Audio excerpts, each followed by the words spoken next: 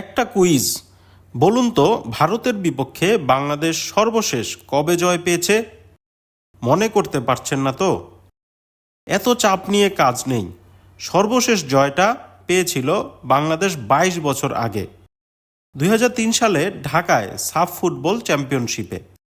সেমিফাইনালে মতিউর মুন্নার গোল্ডেন গোলে ভারতকে হারিয়ে ফাইনালে উঠেছিল বাংলাদেশ। এরপর দুই দলের ৮ ম্যাচে কোনো জয় নেই বাংলাদেশের। ভারত জিতেছে ৩ ম্যাচে, বাকি ৫ ম্যাচ ড্র। দুই দলের সর্বমোট ২৬ ম্যাচের হিসাব ধরলে বাংলাদেশের জয় মাত্র ৩টি। ভারত জিতেছে ১৩টি ম্যাচ। বাংলাদেশের বিপক্ষে ভারতের আধিপত্যের গল্পটা এমনই। সেই আধিপত্য খর্ব করার মিশন নিয়ে এবার শিলং গেছে হামজার বাংলাদেশ। ইংলিশ প্রিমিয়ার লিগে খেলা হামজা চৌধুরী অবশ্যই এই দলের জন্য বিশাল বুস্ট আপ। সঙ্গে আরও অনেক কিছুই ইতিবাচক হয়েছে এবার। তাই ভারতের মাঠে গিয়ে বাংলাদেশ অধিনায়ক জামাল ভুঁইয়া হুঙ্কার দিচ্ছেন ৩ পয়েন্টের জন্য। অনেস্টলি বলি, আমরা র্যাঙ্কিং এ চিন্তা করি না। আমার ফোকাস তো এই ম্যাচ জিততে হবে। যেটা কোচ মেনশন করছে, squad I think is the best squad so far. অনেক স্ট্রং, আর হামসা তো আসছে, সো এটা definitely is a big boost for us. But লক্ষ্য হচ্ছে ৩ পয়েন্টস। এটা আমি চাই, সবাই চাই। We know it's gonna be hard, but we will give our best. শুধু অধিনায়ক নন, দলের সব ফুটবলারের মুখে ম্যাচ জয়ের কঠিন আত্মবিশ্বাস, চোখে ৩ পয়েন্টের স্বপ্ন। এই ম্যাচে হামজার অভিষেক হবে, এটাই কি বড় স্বপ্নের পেছনে একমাত্র কারণ?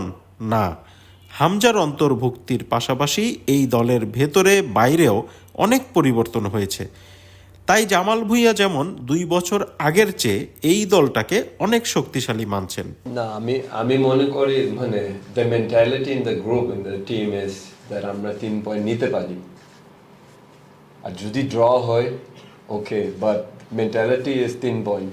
এটা আপনি প্রত্যেক প্লেয়ারকে জিজ্ঞেস করতে পারেন, ওরা সেম অ্যান্সার দিবে। তাই আমরা এখানে আসছি কিসের জন্য? ৩ point. Yeah, of course, Hamza's inclusion is the positive side.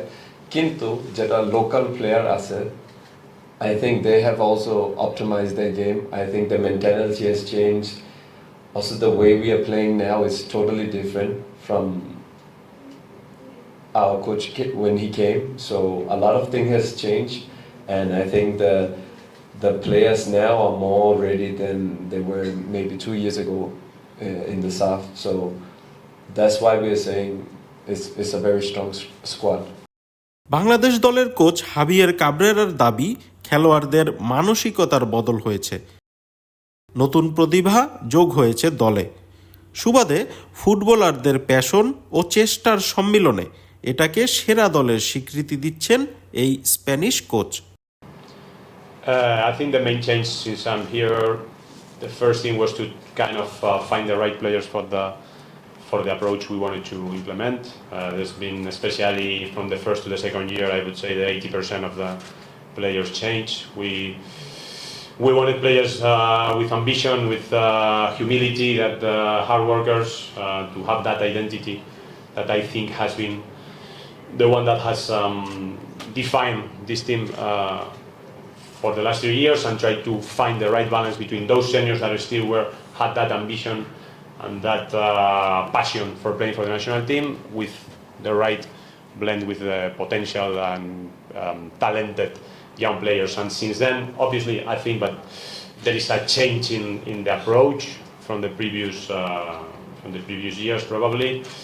But to me, and what we discussed many times with the team, is the mentality.